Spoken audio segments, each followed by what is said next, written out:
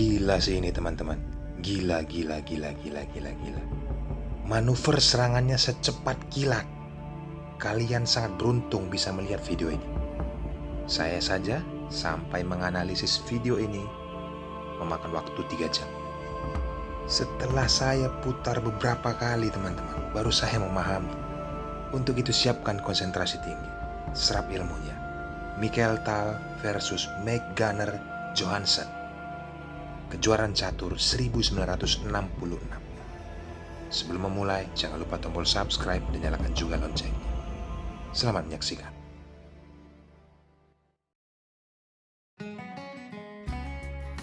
Pada pertandingan ini, Michael Tal pemegang buah putih memulai dengan pion ke E4.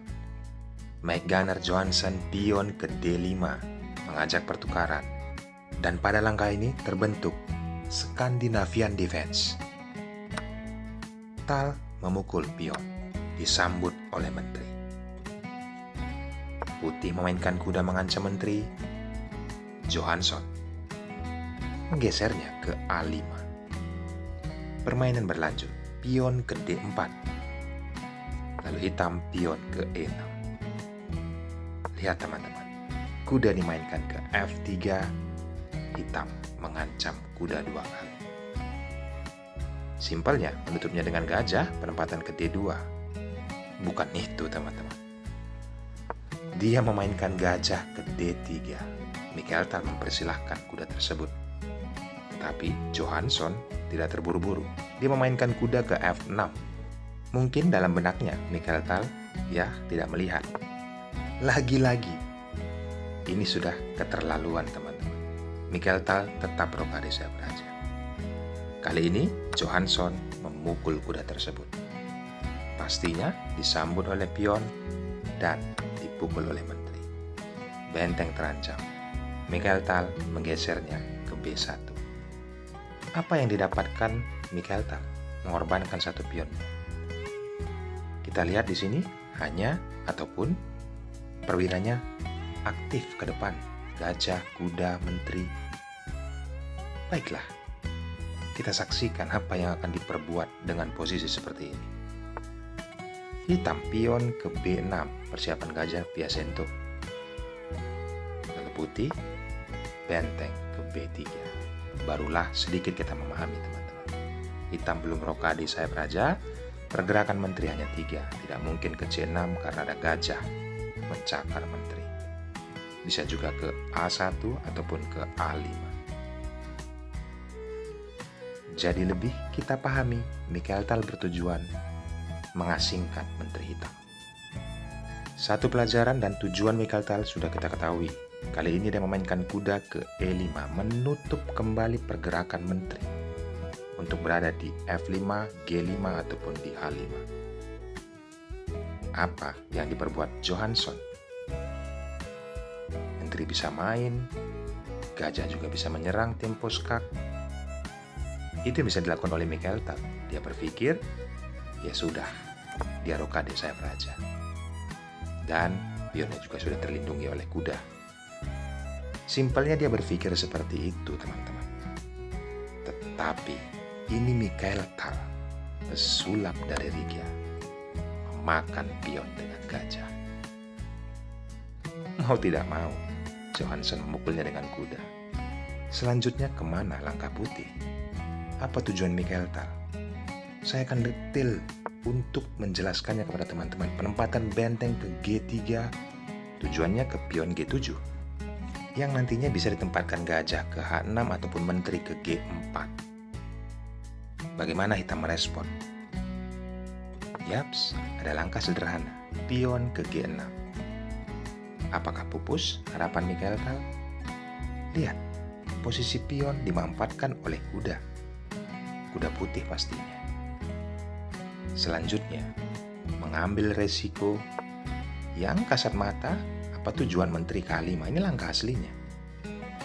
Jika kuda dikorbankan, menteri bisa tumbang, dipukul oleh menteri hitam.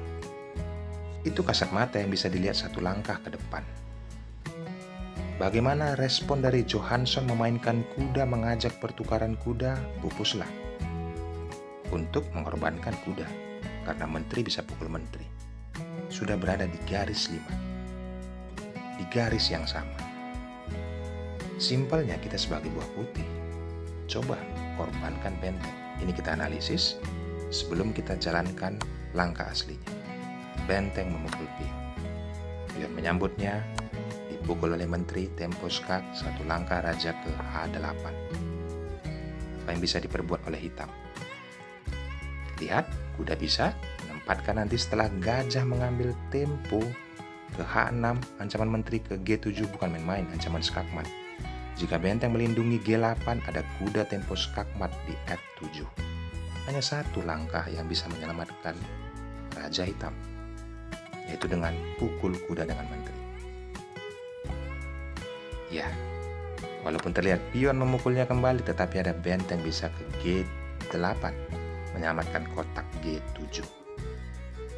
Dilanjutkan, menteri ke F7. Seperti ini gambarannya teman-teman. Jika mengorbankan benteng, dan ini hitungan matematikanya, raja hitam tidak mati, bertarung dengan 3 perwira. Kita kembali.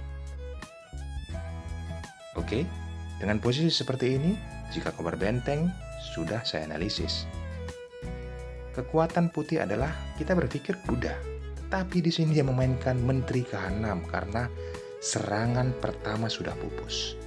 Dia rubah menjadi serangan kedua. Kuda pun dipukul. Apakah tumpul teman-teman? Secepat ini dia.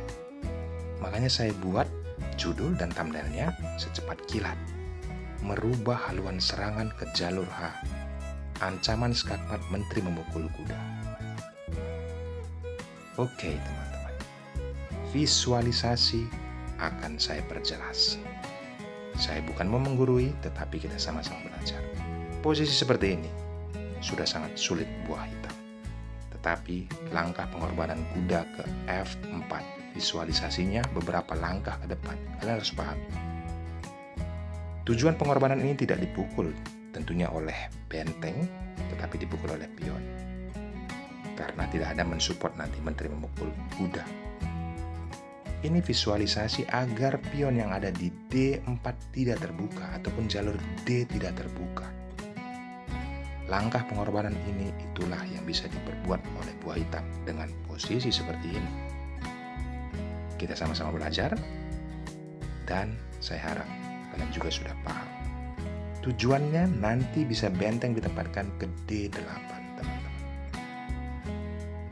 Tapi bayangkan jika kuda tidak dikorbankan, tujuan langsung benteng ke D8, menteri pukul kuda tempo skak, raja bergeser ke F8. Lihat, kembali diserang. Raja naik ke E7. Ya, ada gajah. Jika ditutup oleh pion, selesai permainan benteng ke H7 beberapa langkah, kemudian akan tewas teman-teman. Ataupun langsung pion tersebut dipukul oleh menteri. Raja naik ke D6. Inilah visualisasi pengorbanan kuda sebelumnya. Dampaknya jalur D bisa dipukul. Pion bisa pukul kuda, menteri juga bisa pukul benteng. Oke, teman-teman. Seperti ini gambarannya. Apa fungsi pengorbanan di awal diberikan kuda tersebut? Benteng akan bisa menguasai jalur D. Yaps, pion pukul kuda sudah sangat berat bagi raja hitam ataupun menteri memukul benteng. Karena jalur D-nya sudah terbuka. Sekali lagi saya katakan, visualisasi gambaran beberapa langkah ke depan. Mengapa kuda tersebut dikorbankan? Apa yang bisa diperbuat dengan kondisi seperti ini? Sudah sangat tidak imbang, teman-teman. Apalagi posisinya, saya ulang sekali lagi, jalur D sudah terbuka. Karena ada kesempatan bagi pion untuk memukul kuda. Kita kembali ke partai aslinya. Dan yang lebih fatalnya, Mike Gunnar Johansson tidak memainkan kuda mengorbankan, tidak menempatkan benteng ke D8, tetapi ke E8. Selesai, teman-teman. Karena memang sudah sulit untuk mendapatkan langkah terbaik untuk hitam. Saya juga dibantu oleh langkah rekomendasi komputer. Setelah kuda dipukul oleh menteri, raja ke F8, dikunci pergerakannya oleh gajah ke G5. Apapun tidak akan ada yang bisa menyelamatkan. Ditutup lagi pion, selesai. Gajah ke H6 skakmat, teman-teman. Memang masih ada langkah, ini tetap masih berjalan. Johansson untungnya belum menyerah, tetapi masih menjalankan. Dan dia menunjukkan visualisasi yang saya katakan tadi. Dia membuka, kuda mengambil tempo skak. Di sini sudah bisa dipukul oleh benteng, tetapi visualisasi ini sudah terlambat. Saya rasa kalian juga sudah paham, teman-teman. Antri pukul gajah, skakmat benteng. Sekali lagi, saya bukan menggurui. Kita sama-sama belajar, dan saya juga dapat pembelajaran dari rekomendasi komputer. Kita flashback beberapa langkah sebelumnya.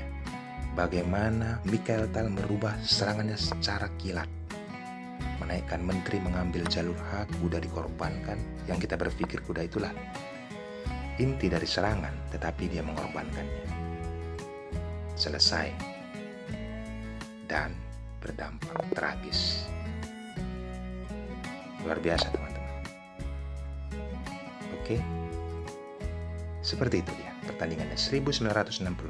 Ambil pelajaran penting. Jangan lupa subscribe dan nyalakan juga loncengnya. Video-video seperti inilah yang saya akan upload untuk selanjutnya mencari pelaut chess. Ada pembelajaran yang kita bisa dapatkan. Jika memungkinkan, pada saat kita bermain nanti, kita bisa terapkan. Bye-bye.